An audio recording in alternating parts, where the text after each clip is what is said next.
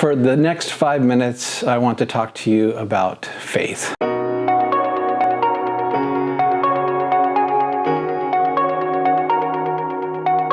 Well, if you're anything like me, faith is something that you want to do, but it's not something that you volunteer for a whole heck of a lot. I have my to-do lists, I have my Google Calendar. When I'm teaching a course, I want to have everything dialed in because I don't like surprises. I am a creature that likes certainty. So if you can identify with that, just know that I can certainly identify with you. But here's what we also know. We also know that without faith, it is impossible to please Yahweh. We know by faith that Abel offered a better sacrifice than Cain. We know by faith that Noah built a boat, and we know that his neighbors probably hated on him quite a lot, and yet he did it anyway.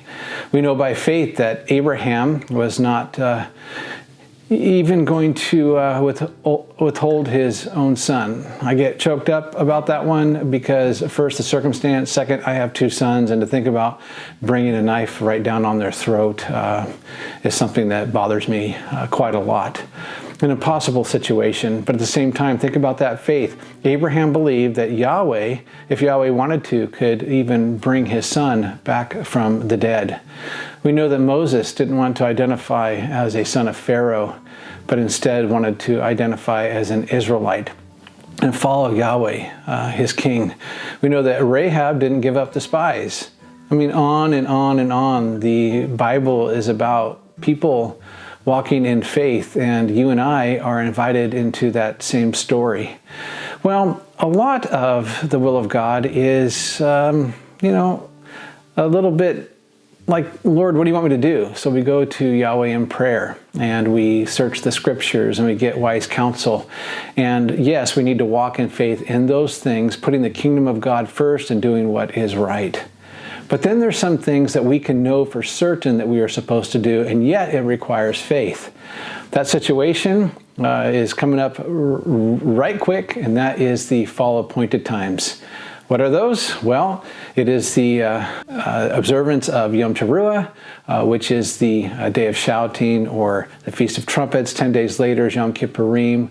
We're in the middle of recognizing that we really need for God's forgiveness. And so the Day of Atonements is something that is really important that we observe.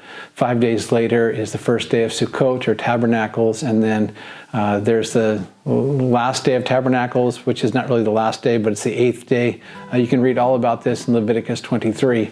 But all 4 of those appointed times require us to not do any regular work. That requires faith. It is certain, but yet it requires faith. So some of you have jobs where you were able to take those off easily, and it doesn't take a hit on you with regard to your reputation or your income.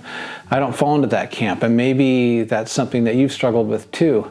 I work on contracts, and my contracts kind of make me like obligated to a certain time frame, and when I take off those days, it does take a hit on my reputation sometimes, and sometimes I will lose income. In fact, more times than not, I'll lose income. And so it's a big hit for me, and then I have to times it by 2 because my wife is in kind of the same situation.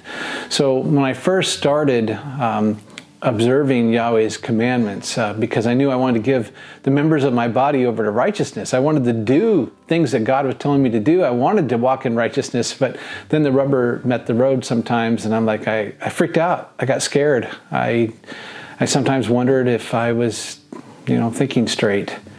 But then as time went on, I had to, in my mind, had to learn to man up. What was I really about?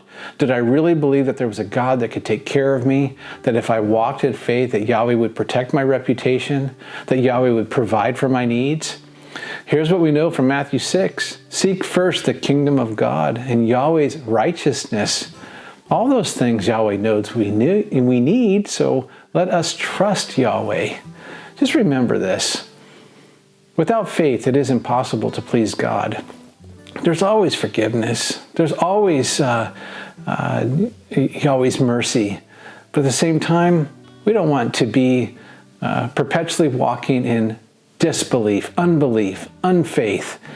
We've got to grow in that. And so I want you to know that I'll be praying for you that as you take steps of faith, especially with regard to Yahweh's feast days, that Yahweh will provide for your needs, that Yahweh will protect your reputation, and that you will have the quiet joy in your heart that you trusted Yahweh above all things, because Yahweh is trustworthy and can do immeasurably more than all you could ask, think, say, imagine, and you can bank on it. Friend, walk in faith.